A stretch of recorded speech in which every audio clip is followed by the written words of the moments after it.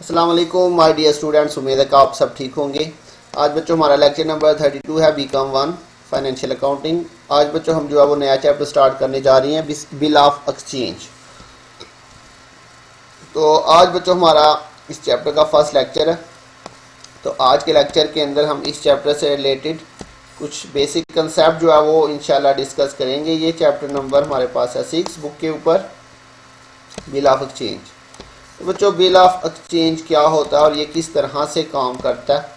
तो सबसे पहले बच्चों हम इसकी जो है वो वर्किंग देखते हैं कि बिल ऑफ एक्सचेंज जो है वो वर्क किस तरह से करता है और बिल ऑफ एक्सचेंज होता क्या। अच्छा बच्चों, जब हम बिजनेस के अंदर, आपको पता है हम नॉर्मली उधार के ऊपर चीज़ें सेल करते हैं बिजनेस के अंदर। तो बच्चों जो लोग हमारे जानने वाले होते हैं उनको तो हम जो है वो इसी तरह से उनको उधार पे चीज़ें दे देते हैं, तो हमें उनके ऊपर इत्मीनान होता है, तो वो हमें बाद में पेमेंट कर देती हैं।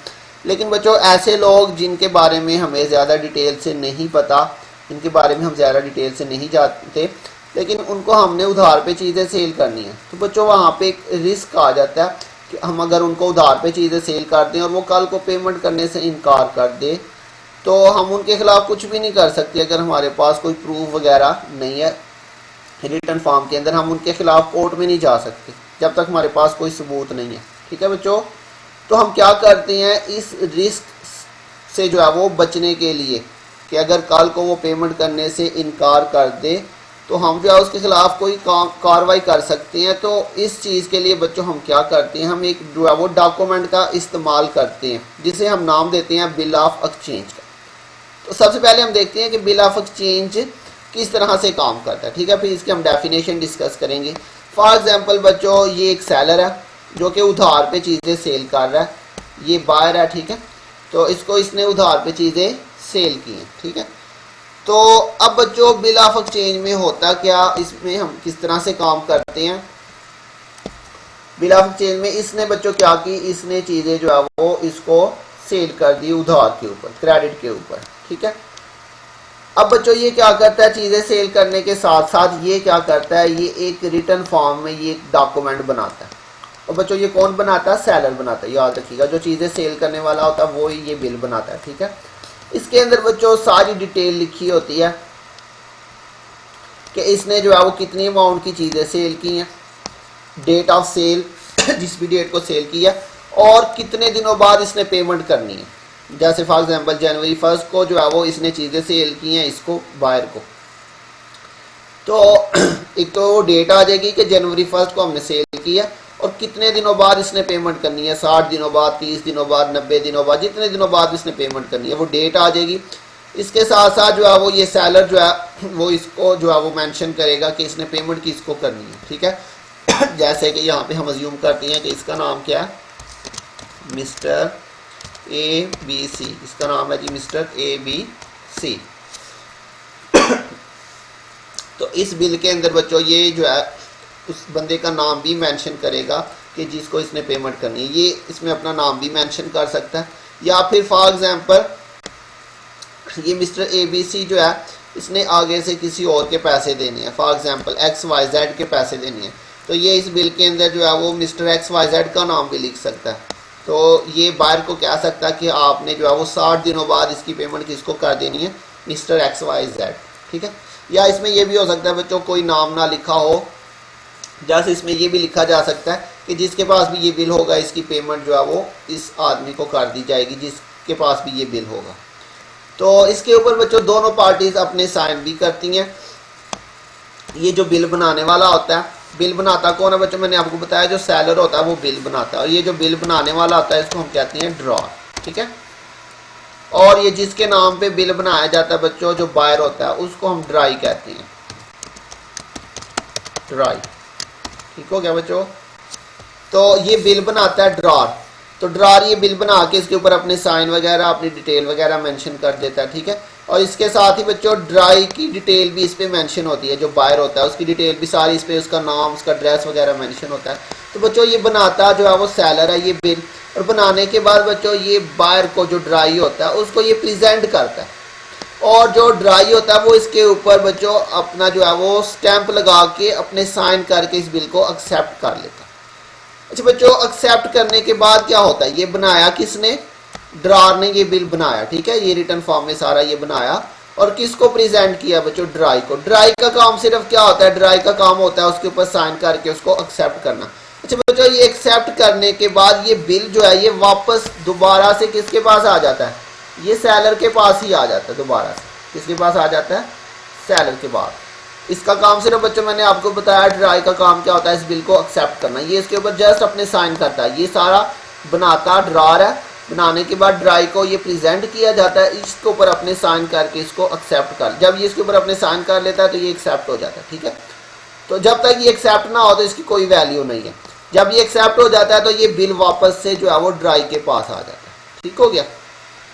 अब बच्चों ये जो ड्राई होता है, ये सॉरी ड्रार होता है, ये इस बिल को अपने पास महफूज कर लेता है। जब इसका टाइम पीरियड पूरा हो जाता है, जैसे 60 दिन का ये बिल है, तो 60 दिन बाद ये फिर से इसी बिल को लेके जो है वो किसके पास चला जाएगा, 60 दिन बाद फिर ये इस बिल को जाएगा लेके इसके पास, इसे ये बिल जो है वो इसको दे देगा, ये इससे बिल रिसीव करेगा और इसके बदले जो है वो इसको पेमेंट कर देगा, ठीक है।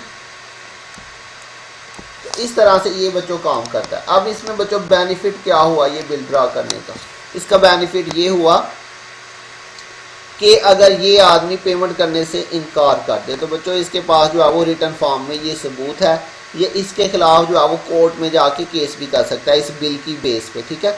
अगर इसके पास कोई डॉक्यूमेंट नहीं था तो ये इसके खिलाफ कोर्ट में नहीं जा सकता, लेकिन अगर इसके पास ये बिल है, बिल ऑफ एक्सचेंज, इसके ऊपर इसने अपने साइन किए हुए हैं, तो बच्चों इसकी बेस पे ये इसके खिलाफ कोर्ट में जाके केस भी कर सकता है अगर ये पेमेंट करने से इनकार कर देता है, ठीक हो गया बच्चों।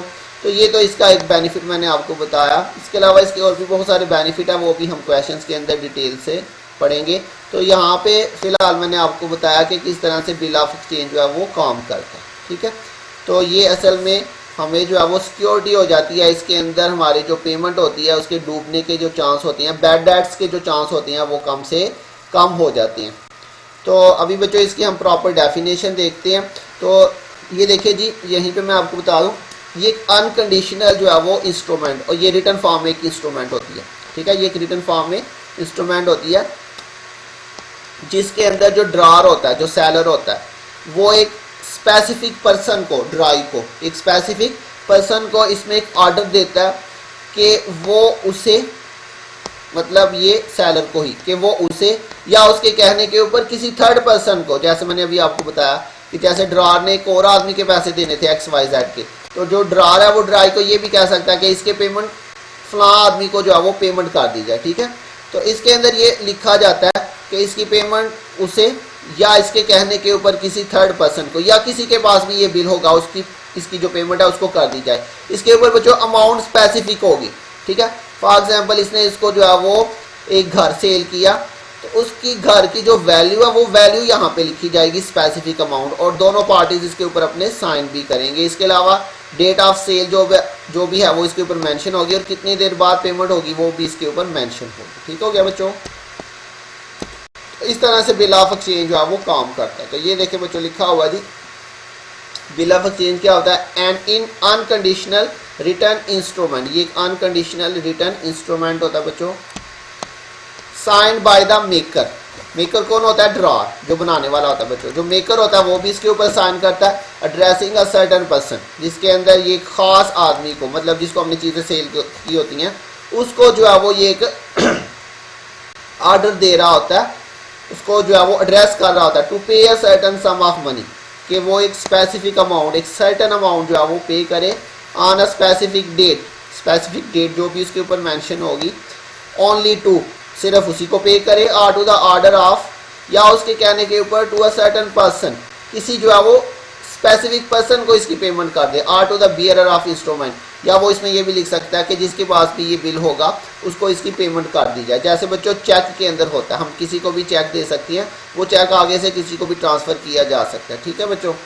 तो ये एक बिल ऑफ एक्सचेंज होता है। तो बच्चों इसके अंदर टोटल 3 पार्टीज इन्वॉल्व होती हैं, ड्रार, ड्राई और पेई।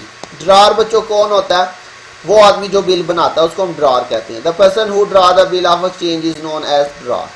ड्राई कौन होता है बच्चों? जिसके नाम के ऊपर बिल ड्रा किया जाता है, बनाया जाता है, वो आदमी जिसके नाम पे बिल बनाया जाता है। The person on whom the bill of exchange is drawn is known as drawee. ठीक है बच्चों, ये ड्रॉर और ड्राई आपने अच्छी तरह से याद रखना, ये टर्म हम बार बार यूज करेंगे। तो ड्रॉर जिसके नाम पे बिल बनाया जाता है, ड्रॉर जो बिल बनाने वाला होता है, और ड्राई जिसके नाम पे बिल बनाया जाता है। पेई वो आदमी जो रकम वसूल करता है, वो आदमी जिसको पेमेंट होगी। अच्छा बच्चों, पेमेंट किसी को भी हो सकती है। जो ड्रॉर होता है वो खुद भी इसके पैसे वसूल कर सकता है, जैसे यहाँ पे मैंने आपको बताया, इसने बिल बनाया, ये खुद भी पैसे ले सकता है। तो अगर ये खुद ही पैसे लेता है तो ये ड्रॉर भी खुद है और पे भी खुद होगा। लेकिन बच्चों अगर इसने इसको कहा कि किसी थर्ड पर्सन को पेमेंट कर दे, इसने इसको कहा कि किसी थर्ड पर्सन को पेमेंट कर दे, ठीक है,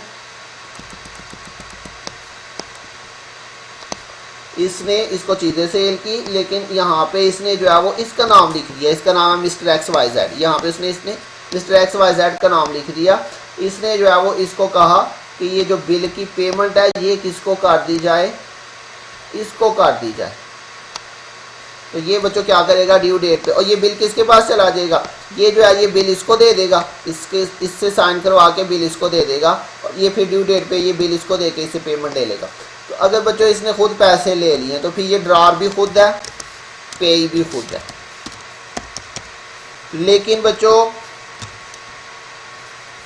इसने जो है इसको कहा कि इसके पैसे जो है आपने इस आदमी को देने हैं, तो इस सूरत में ये फिर ड्रॉर हो जाएगा, ये ड्राई हो जाएगा, और ये जो है ये इसमें क्या हो जाएगा, पे हो जाएगा। ठीक है, तो पे असल में वो आदमी होता है जिसको पेमेंट होती है। तो पेमेंट ड्रॉर खुद भी ले सकता है और किसी और आदमी को भी इसकी पेमेंट हो सकती है। तो जो भी इसकी पेमेंट लेगा बच्चों वो क्या कहलाएगा, पे। तो लिखा है the person who receive the amount of bill is known as payee. इसके बाद बच्चों ट्रेड बिल। अच्छा बच्चों, बिल दो किस्म के होते हैं, एक होता है ट्रेड बिल और एक होता है अकोमोडेशन बिल। ट्रेड बिल में क्या होता है, these bills are drawn and accepted against the sale and purchase of goods on credit। जब हम उधार के ऊपर कोई चीज़ें सेल करते हैं या खरीदते हैं, उस वक्त जो हम बिल बनाते हैं बच्चों उसको हम कहते हैं ट्रेड बिल। ठीक हो गया। अकोमोडेशन बिल में असल में क्या होता है बच्चों, अकोमोडेशन बिल के अंदर हम कोई चीज़ जो है वो उधार पे ना सेल करते हैं ना परचेज करते हैं, बल्कि हम क्या करते हैं, बगैर परचेज और सेल के दो लोग जो है वो एक दूसरे के नाम पे जो है ये बिल ड्रा कर देते हैं, और इस बिल को ड्रा करने के बाद वो क्या करते हैं, इसमें हम आगे जाके पढ़ेंगे इसमें डिस्काउंटिंग। ठीक है, डिस्काउंटिंग हम इसमें एक चीज़ डिस्कस करेंगे। डिस्काउंटिंग क्या होती है मैं आपको यहाँ पे बता देता हूँ, थोड़ा सा उसमें डिस्कस कर देता हूँ। फॉर एग्जाम्पल ये दो दोस्त हैं, इन्होंने कोई आपस में जो है वो चीज़ें सेल नहीं की। ठीक है, ये दो दोस्त हैं mister A and mister B, इसका नाम है for example mister A B C, और ये है जी आपका इसका दूसरा दोस्त है, इसका नाम है जी मिस्टर एक्स वाई जी। ठीक है बच्चों, ये दो दोस्त है। अकोमोडेशन में आपको समझाने लगा हूँ कि अकोमोडेशन क्या होती है। अकोमोडेशन में बच्चों इन्होंने कोई जो है वो ना चीज़ें परचेज की हैं ना सेल की हैं। ठीक है, जस्ट इसने क्या किया, इसने जो है वो इसके नाम के ऊपर जो है वो बिल ड्रा कर दिया। ऐसे ही बस इसने बिल ड्रा कर दिया कि जो है वो आपने जो है वो 60 दिनों बाद जो है वो 2 लाख रुपया जो है वो मुझे पे करना। ठीक है, इसने कोई आप एक दूसरे को चीज़ सेल नहीं की, जस्ट इसने बस ऐसे जो है ये बिल ड्रा कर दिया कि आपने 60 दिनों बाद मुझे 2 लाख रुपया देना है। अब बच्चों इस बिल का करेंगे क्या। ठीक है, इसने इसको पैसे क्यों देने हैं, इसने तो उसको चीज़ कोई सेल नहीं की। लेकिन बच्चों ये दोस्त है, ये इसके पास गया, इसने इसे कहा कि मुझे 2 लाख रुपए की ज़रूरत है। ये इसे कहता है कि मेरे पास भी अभी पैसे नहीं है। ए बी सी जो है वो किसके पास गया, एक्स वाई जेड के पास, और एक्स वाई जेड को कहता है कि मुझे 2 लाख रुपए की ज़रूरत है। लेकिन एक्स वाई जेड जो है वो उसे कहता है कि मेरे पास भी फ़िलहाल 2 लाख रुपया मौजूद नहीं है। तो बच्चों एक्स वाई जेड जो है वो मिस्टर ए बी सी को क्या कहता है जी, एक्स वाई जेड ने भी काम किया था, इसे बिल ऑफ एक्सचेंज के बारे में पता था। तो इसने क्या कहा, इसने ए बी सी को कहा कि तुम ऐसे करो, मेरे नाम के ऊपर जो है ना तुम एक बिल ऑफ एक्सचेंज ड्रा कर दो। तो ये उसे कहता है जी बिल ऑफ एक्सचेंज में ड्रा तो कर दूँ, तो उसका मैं करूँगा क्या। तो बच्चों इसने चूँकि बी कॉम किया हुआ था, इसे पता था कि बिल ऑफ एक्सचेंज को हम किस तरह से इस्तेमाल कर सकते हैं। तो ये इसको कहता है कि आप मेरे नाम के ऊपर बिल ड्रा करो और उस बिल को जो है वो आप बैंक के पास ले जाओ। किसके पास ले जाओ, बैंक के पास। एक मिनट बच्चों मैं आपको बताता हूँ।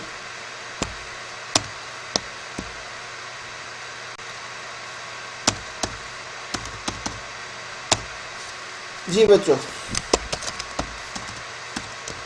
इसने जो है वो इसको क्या मशवरा दिया कि तुम मेरे नाम के ऊपर ये बिल ड्रा करो और इस बिल को ले जाओ किसके पास, बैंक के पास।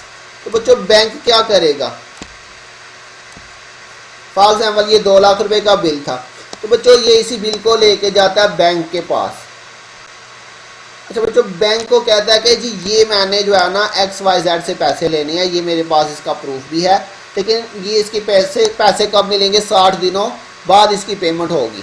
तो ये बैंक को कहता है कि मुझे आज पैसों की ज़रूरत है, आप ऐसे करें ये बिल आप मुझसे ले लें और आप मुझे जो है ना पेमेंट कर दें। अच्छा बच्चों, बैंक उसे कहेगा कि हम आपको क्यों पेमेंट करें। तो बच्चों ये बैंक को क्या कहता है कि ये देखिए जी मैंने 2 लाख रुपया XYZ से लेना है 60 दिनों बाद।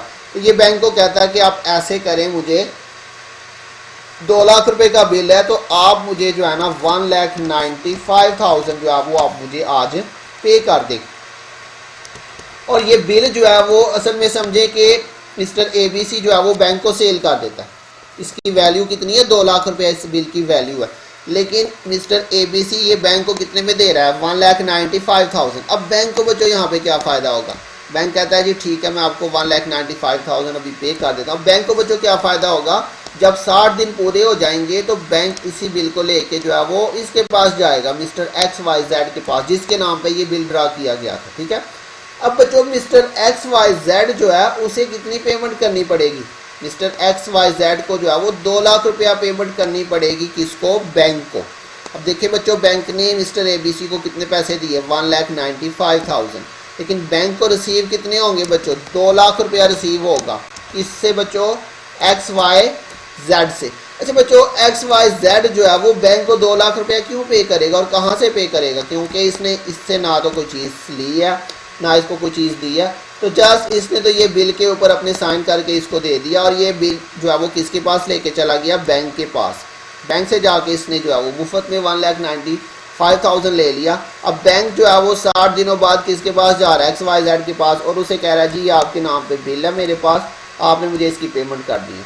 तो बच्चों XYZ ने ना तो चीज़ ली थी ना इसने इससे कुछ पैसे लिए, तो बच्चों XYZ इसको क्यों पेमेंट करेगा। असल में मैंने आपको बताया ये दोनों आपस में क्या थे, दोस्त थे।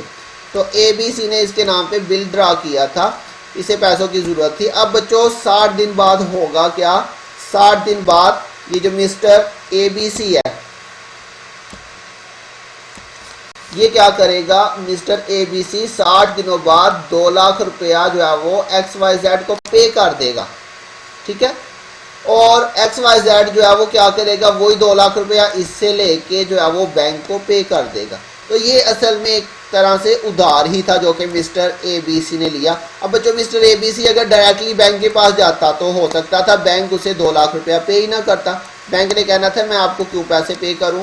ठीक है, तो इसने क्या किया, इसने ये जो है वो बिल ड्रा कर लिया इसके नाम के ऊपर। अब ये इसके पास जो है वो एक रिटर्न डॉक्यूमेंट आ गई, इस डॉक्यूमेंट को इसने बैंक को क्या कर दिया बच्चों, सेल आउट कर दिया। तो बैंक ने उसको 1,95,000 दे दिया। अब बैंक ने इसको क्यों दिया, क्योंकि बैंक के पास ये बिल आ जाएगा, ये सबूत है बैंक के पास। बच्चों बैंक को इसकी पेमेंट हर सूरत में होनी है। फॉर एग्जाम्पल अगर ये बैंक इसके पास जाता है और ये पेमेंट करने से इनकार कर देता है तो बच्चों बैंक जो है वो कोर्ट के अंदर जाके इसके खिलाफ केस भी कर सकता है बच्चों। तो बैंक जो है वो इसको पेमेंट कर देगा क्योंकि उसको पता है कि मुझे जो है वो 2 महीने बाद इसकी पेमेंट हर सूरत में होनी ही होनी है। ठीक है बच्चों, तो 2 महीने बाद ये इसके पास पैसे लेने गया, लेकिन बैंक के इसके पास पहुंचने से पहले ये मिस्टर ABC जो है वो क्या करेगा, 2 लाख रुपया मिस्टर XYZ को पे कर देगा, क्योंकि पैसे तो इसने लिए थे 1,95,000 इसने पैसे लेके इस्तेमाल कर लिए। अब वक्त से पहले ये क्या करेगा, XYZ को 2 लाख रुपया पे करेगा और फिर XYZ जो है वो 2 लाख रुपया बैंक को वापस कर देगा। तो इसको हम कहते हैं अकोमोडेशन बिल। इसमें बच्चों कोई जो है वो परचेज सेल नहीं हुई, सिर्फ एक दूसरे की मदद करने के लिए इन्होंने जो है ये बिल ड्रा किया एक दूसरे के नाम पे, जो कि उन्होंने बैंक से डिस्काउंट करवा लिया। इस प्रोसेस को हम कहते हैं डिस्काउंटिंग करवाना। क्या करना, जो डिस्काउंटिंग करवाना। तो इसमें हम 2 पार्टीज एक दूसरे के नाम पे बिल ड्रा करती हैं विदाउट एनी सेल, जिसमें से फिर एक पार्टी क्या करती है, उस बिल को बैंक से डिस्काउंट करवा लेती है और डिस्काउंट करने के बाद जब उसका टाइम पीरियड पूरा हो जाता है तो वो उसकी फुल अमाउंट उस पार्टी को पे कर देती है जिसके नाम पे ये बिल ड्रा किया था, और फिर वो पार्टी बैंक को फुल अमाउंट वापस कर देती है। ठीक है बच्चों, तो इसको हम कहते हैं अकोमोडेशन बिल। तो ये दो किस्म के बिल होते हैं, एक ट्रेड बिल और एक अकोमोडेशन बिल। तो ट्रेड बिल में मैंने आपको बताया जब दो पार्टीज एक दूसरे को उधार के ऊपर चीज़ें सेल करती हैं उस वक्त जो हम बिल ड्रा करते हैं उसको हम कहते हैं बच्चों ट्रेड बिल। और अकोमोडेशन बिल बच्चों क्या होता है, इसमें कोई जो है वो सेल परचेज नहीं होती, लिखा हुआ the bill which is drawn and accepted without any sale and purchase of goods. इसमें कोई परचेज सेल नहीं होती। The purpose of this bill is to help one और बोथ पार्टीज फाइनेंशियली। इसका मकसद क्या होता है बच्चों, किसी एक पार्टी को या दोनों पार्टीज़ को फाइनेंशियली तौर पे हेल्प करना इसका मेन मकसद होता है। इसके बाद है बच्चों maturity date. The date after which the bill become payable is called maturity date. जैसे कि बच्चों यहाँ पे ये लिखा हुआ बच्चों 60 डेज, तो बच्चों 60 दिनों बाद ये बिल जो है ये मैच्योर हो जाएगा, उसको हम कहते हैं मैच्योरिटी डेट। ठीक है, जैसे फॉर एग्जांपल जनवरी 1 है, तो जनवरी 1 के बाद बच्चों 60 दिन इसमें काउंट कर लें तो जो उसकी डेट बनेगी वो हमारी मैच्योरिटी डेट कहलाती है। ये लिखा जी the date after which the bill become payable is called maturity date. Days of grace, 3 extra days given by drawer to drawee for payment after the bill become payable. जी बच्चों grace, days of grace क्या होते हैं, जैसे कि मैंने आपको यहाँ पे बताया कि 1 जनवरी फॉर एग्जांपल यहाँ पे हमने सेल कौन सी डेट को की, 1 जनवरी को, तो 60 दिनों बाद पेमेंट होनी है।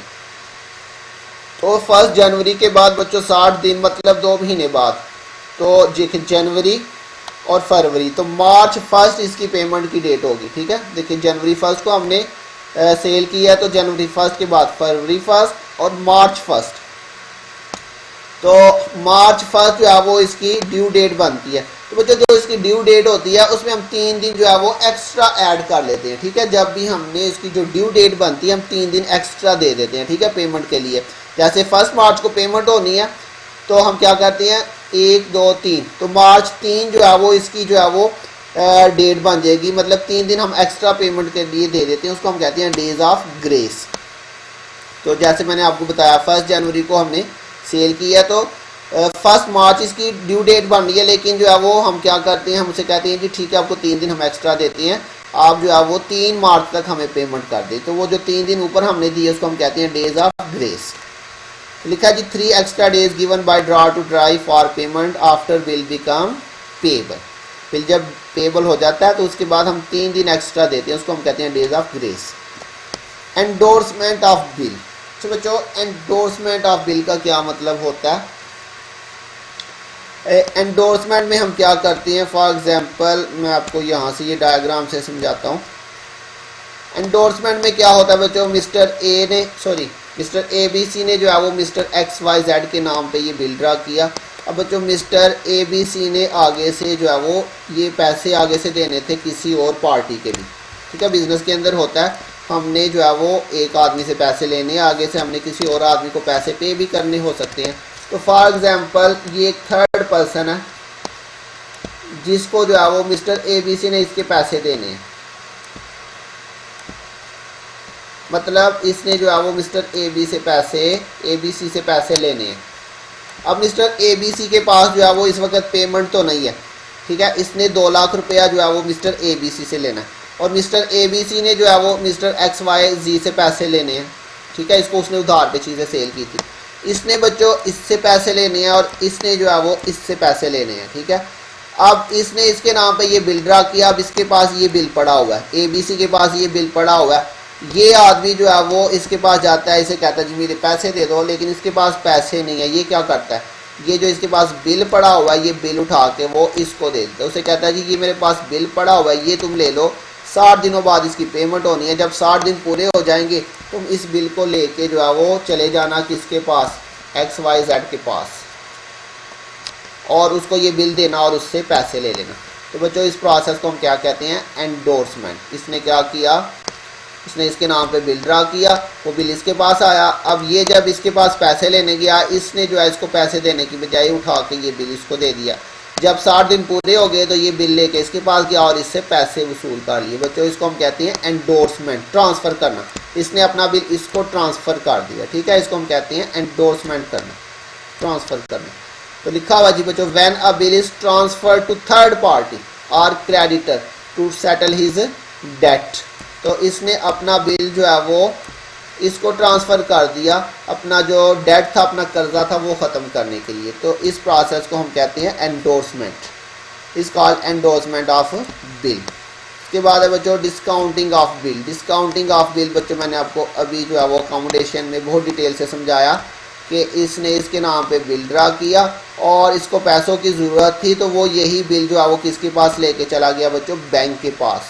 इसने बैंक से पैसे ले लिए वक्त से पहले, और जब बिल जो है वो बैंक को दे दिया। जब ड्यू डेट आएगी तो फिर बैंक क्या करेगा, वो इसके पास जाएगा और इससे पैसे ले लेगा। यहाँ पे आप इसको बैंक समझे, फॉर एग्जांपल समझे ये क्या है, ये बैंक है, ठीक है। तो इसने क्या किया, इसके नाम पे बिल ड्रा किया और ये बिल जो है वो इसने इस बैंक को क्या कर दिया, वक्त से पहले ही सेल आउट कर दिया। 2 लाख का बिल था, ये इसको कहता है बैंक को कि मुझे 1,95,000 रुपये आप पे कर दें। जब ड्यू डेट आएगी तो आप बिल लेके इसके पास चले जाना और इससे 2 लाख रुपया ले लेना। तो बच्चों इसको हम कहते हैं डिस्काउंटिंग ऑफ बिल। तो मतलब डिस्काउंटिंग ऑफ बिल में हम ये जो बिल होता है ये बैंक को सेल आउट कर देते हैं और हम वक्त से पहले ही पैसे रिसीव कर लेते हैं। उसमें हमें कुछ पैसे छोड़ने पड़ते हैं जो कि डिस्काउंट कहलाते हैं। When bill is sold to bank against discount before due date, ठीक है, वक्त से पहले ही हम बिल जो है वो सेल आउट कर देते हैं। It is called discounting of bill. Clear हो गया बच्चों? अच्छा जी, इसके बाद है बच्चों इसमें एक आता है बच्चों renewal of endorsement of bill, discounting of bill, ठीक है बच्चों। एक इसमें आता है retirement of bill, retirement of bill. अच्छा बच्चों, रिटायरमेंट में क्या होता है?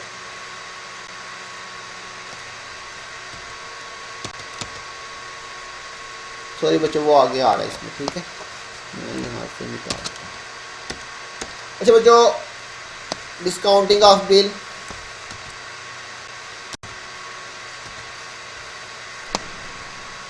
Dishonour of bill. अच्छा बच्चों, डिसऑनर ऑफ बिल क्या होता है?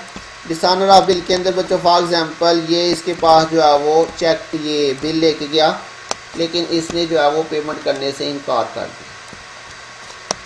ड्यू डेट के ऊपर ये इसके पास बिल लेके गया, लेकिन इसने पेमेंट करने से क्या कर दिया बच्चों, इनकार कर दिया। ये इसे कहता है कि मेरे पास पैसे नहीं है, मैंने पैसे नहीं देने। तो बच्चों इसको हम कहते हैं डिसऑनर ऑफ बिल, इसने पेमेंट करने से इनकार कर दिया। If acceptor refuse to make the payment on maturity date, it is called dishonour of bill. Simply उसने पेमेंट करने से क्या कर दिया बच्चों, इनकार कर दिया कि मेरे पास पैसे नहीं है या मैंने पैसे नहीं देने। इसके बाद है बच्चों noting charges.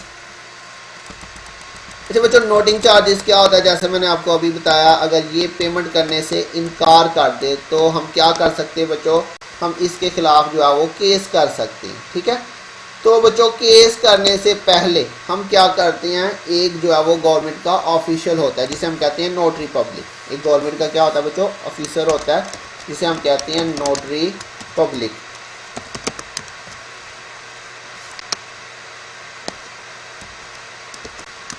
Notary public, notary public बच्चों क्या होता है, ये गवर्नमेंट का एक ऑफिसर होता है। अगर ये पेमेंट करने से इनकार कर दे तो ये क्या कर सकता है, ये इस नोटरी पब्लिक के पास जाता है और उसे जो है वो इस केस के बारे में इन्फॉर्म करता है कि ये जो है वो आदमी है XYZ, ये उसके नाम के ऊपर मेरे पास बिल है, तो इसने मुझे पैसे देने थे, लेकिन ये मुझे पैसे देने से क्या कर रहा है, इनकार कर रहा है। ये नोटरी पब्लिक के पास जाके ये सारी डिटेल जो है उसे नोट करवाता है, ठीक है। तो इसके बदले नोटरी पब्लिक जो है वो ये सारा केस जो है वो अपने पास रिकॉर्ड करता है। इसके बदले ये इससे जो है ना कुछ फीस वगैरह चार्ज करता है, उसे हम कहते हैं नोटिंग चार्जेस, ठीक है। उस सारे केस को रिकॉर्ड करने के लिए ये बच्चों क्या चार्ज करता है, फीस चार्ज करता है अपनी, और उस फीस को हम बच्चों क्या कहते हैं, नोटिंग चार्जेस। वो जो फीस चार्ज करता है उसको हम क्या कहते हैं, नोटिंग चार्जेस। अच्छा बच्चों, इसको जो है वो डायरेक्टली हम इसके खिलाफ केस नहीं करते, पहले हम नोटरी पब्लिक के पास जाते हैं, ठीक है। उसके पास ये केस जो है वो रिकॉर्ड करवाया जाता है, डायरेक्टली इसके खिलाफ केस नहीं होता। अब नोटरी पब्लिक क्या करता है, वो इस आदमी को जो है वो नोटिस भेजेगा। क्या करेगा, इस आदमी को ये नोटिस भेजेगा कि आपने इस आदमी के पैसे देने हैं, तो बराए मेहरबानी आप इसकी पेमेंट कर दें, ठीक है। ये इसको नोटिस भेजेगा, लेकिन उसके बावजूद भी अगर ये पेमेंट नहीं करता तो फिर जो है वो उसके खिलाफ केस किया जाए, ठीक है। तो नोटरी पब्लिक को वो जो ये सारा केस होता है वो रिकॉर्ड करवाया जाता है, उसके बदले हम जो उसको फीस पे करते हैं उसको हम कहते हैं नोटिंग चार्ज। तो ये लिखा है the small fee which the notary public receive from the holder of bill in case of dishonour of bill is known as noting charge. उसके बाद है बच्चों renewal of bill. Renewal of bill का क्या मतलब है बच्चों, ड्यू डेट के ऊपर ये इसके पास गया और इसे उसने कहा कि मेरे पैसे पे कर दो, लेकिन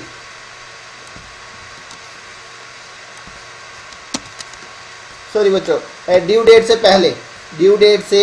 पहले अभी जो है वो 60 दिनों बाद पेमेंट होनी है, लेकिन अभी 60 दिन पूरे नहीं हुए। ये इसके पास आ जाता है, मिस्टर ABC के पास, XYZ जो है वो इसके पास आता है, इसे कहता है कि मेरे पास पैसे नहीं है, मुझे कुछ एक्स्ट्रा टाइम दे दिया जाए पेमेंट करने के लिए, ठीक है। तो ये इसको अगर जो है वो कुछ एक्स्ट्रा टाइम देता है, तो बच्चों एक्स्ट्रा टाइम जब ये देगा तो उस सूरत में हम क्या करेंगे, पहले इस ओल्ड बिल को कैंसिल किया जाएगा और फिर एक नए सिरे से एक नया बिल ड्रा किया जाएगा। जब भी ये रिन्यू करवाएगा मतलब एक्स्ट्रा टाइम मांगेगा, तो उस सूरत में बच्चों ये चीज़ याद रखनी है, ओल्ड बिल को हमें पहले कैंसिल करना पड़ता है और एक नए सिरे से एक नया बिल हमें इसके नाम पे ड्रा करना पड़ता है, ठीक है। तो उसमें समटाइम ये इससे जो है वो कहता है कि ठीक है मैं आपको एक्स्ट्रा टाइम दूंगा, लेकिन आपने मुझे उसके ऊपर कुछ इंटरेस्ट भी पे करना है क्योंकि मैं आपको एक्स्ट्रा टाइम दे रहा हूँ, ठीक है। तो ये इसकी मर्जी के ऊपर है कि वो इसे इंटरेस्ट चार्ज कर भी सकता है और इसकी मर्जी है ना भी करे, ठीक है। तो सिंपली रिन्यूअल में क्या होता है, ये वक्त से पहले इसके पास जाएगा और इसे कहेगा कि मुझे कुछ एक्स्ट्रा टाइम दे दिया जाए। तो अगर ये इसको एक्स्ट्रा टाइम देता है तो उस सूरत में ये ओल्ड बिल पहले कैंसिल करेंगे और फिर ये इसके नाम के ऊपर एक नया बिल ड्रॉ करेगा और उस नए बिल के अंदर समटाइम इंटरेस्ट भी ऐड हो जाता है और समटाइम नहीं भी होता। तो इसको हम कहते हैं रिन्यूअल ऑफ बिल।